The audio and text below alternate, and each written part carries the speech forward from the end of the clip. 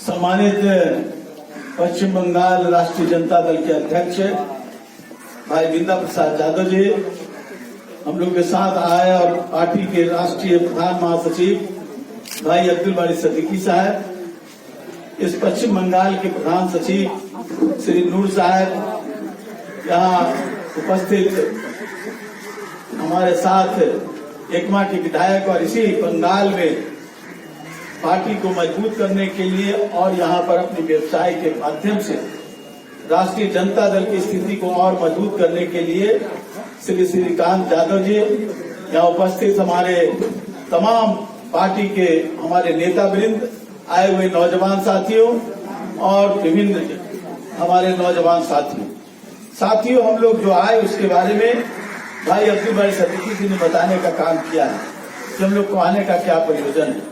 आप जानते हैं कि राष्ट्रीय जनता दल की जो सोच रही है, जो विचार रही है, वो सामाजिक न्याय और सांप्रदायिक सद्भाव की सोच रही है और बंगाल में राष्ट्रीय जनता दल को मजबूत करने में पूर्व से ही लालू यादव जी जब राष्ट्रीय अध्यक्ष रहे और आज भी हैं, उस समय से ही कई तरह के झंझावात आए, लेकिन पश्चिम बंगाल के नौजवानों ने, पश्चिम बंगाल के राष्ट्रीय जनता दल के कार्यकर्ताओं ने अपनी बड़ी भूमिका अदा करने का काम किया है। हर समय चाहे वो सत्ता किसी की रहे, लेकिन राष्ट्रीय जनता दल के पश्चिम बंगाल के लोगों ने अपनी भूमिका एक केंद्र बिंदु बना करके अख्तियार करने का काम किया। अलग है कि कभी कम कभी ज्यादा रही है, हमारे लोग कभी कभी इधर उधर भटक गए, लेकिन जो हमारे विचार रहे, वो विचार हमारा जो संकल्प रहा, जो हमारा उद्देश्य रहा, जो हमारी घोषणा रही है, जिस उद्देश्य के लिए राष्ट्रीय जनता दल बना, उस उद्देश्य पर खरा उतरने का काम पश्चिम बंगाल ने बराबर अपनी भूमिका अदा करने का काम किया। हालांकि अब फिर चुनाव होने वाला है और देश में देख रहे हैं कि किस तरह की स्थिति है। देश में जो सत्ता में बैठी हुई केंद्र की सरकार है, किस तरह सांप्रदायिकता, जातीयता फैला करके और सत्ता पर हासिल करने का काम किए। लगातार जो देश के जो बड़ी शक्तियां रही, जो संविधान के निर्माता रहे, उसको अपमानित करने का काम, उसको असहाय करने का काम लगातार करने का काम किया है। किस किस तरह के कानून बने हैं, संविधान की उपेक्षा करके, संविधान की कानून के उपेक्षा करके और अपने उसी मनुष्य संस्कृति के, उसी आरएसएस के जो उद्देश्य रहे हैं, जो विचार रहे हैं, उसको स्थापित करने का काम देश में किया जा रहा है। इसलिए पश्चिम बंगाल के लोगों ने अंग्रेजों से भी लड़ने का काम किया और अंग्रेजों को भगाने का काम किया, लेकिन आज विषम संकट है, विषम परिस्थिति है। ये विषम परिस्थिति है कि बंगाल में अगर सांप्रदायिक जो तांडव करने वाले लोग हैं, दिल्ली से आकर के कलकत्ता में अगर स्थापित हो जाते हैं, बंगाल में स्थापित हो जाते हैं, तो जो हमारा विचार रहा है, जो समतामूलक समाज की स्थापना की बात रही है, उसमें कहीं न कहीं कोई न कोई खोट लगने का काम होगा और पूरे देश में एक तांडव होने का काम करेगा। आप देख रहे हैं किस तरह किसानों के साथ अन्याय हो रहा है। जो 3 किसान बिल आए, उस बिल के माध्यम से सिर्फ किसान ही नहीं बल्कि तमाम लोगों को प्रताड़ित करने का काम किया जा रहा है। आज जो जमीन है किसान का, वो भी बड़े बड़े व्यवसायिक अडानी अंबानी जैसे लोगों के हाथ में चला जाएगा। हमारा सिविल एयरवेज को तो बेच ही दिया, हमारे बैंकों को तो बेच ही दिया, हमारी कई संस्थाओं को तो बेच ही दिया और अब भूमि को भी बेचने का काम कर रहा है। मैं बार बार कहता हूँ, जब ये देश जो है वो मानचित्र नहीं है, ये लोगों के दिलों को जुड़ा हुआ हिंदुस्तान है और आज सिर्फ मानचित्र नहीं, युवा अपने आप को दुखी है, युवा दुख से टूट रहा है, नौजवान टूट रहे हैं, छात्र टूट रहे हैं, किसान टूट रहा है, मजदूर टूट रहा है और सभी वर्ग के लोग आज अपने आप को असहाय महसूस करने का काम कर रहे हैं।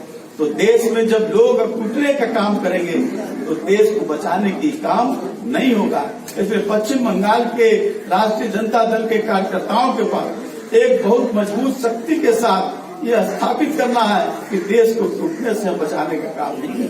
यही जहां है, जहां हम लोग को ये सोच करके करना है। सरकार बनेगी नहीं बनेगी, लेकिन हमारा विचार में कहीं खंडित न हो जाए, हमारे विचारों को प्रहार करने के लिए ऐसी शक्तियां ना आ जाए जिससे हमारे विचार को, हमारे संकल्प को लोग तोड़ने का काम करें।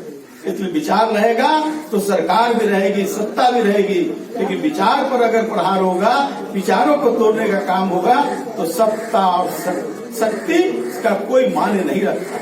इसलिए हम लोगों ने और हमारे जो नेता प्रतिपक्ष बिहार के राष्ट्रीय जनता दल के नेता तेजस्वी जी का ये हुआ और लालू यादव जी का कि बंगाल में हमें भारतीय जनता पार्टी को जो आरएसएस की मूल शक्ति है उसको हम किसी तरह से स्थापित नहीं हो।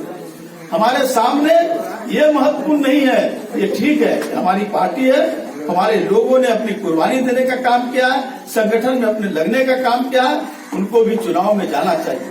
लेकिन चुनाव में जाएंगे बहुत ही सोच समझ करके आप लोग ही निर्णय लेंगे कि कौन क्षेत्र में हम मजबूत है, कौन जगह हम जीतने के लिए लड़ना है, लड़ने के लिए नहीं लड़ना है।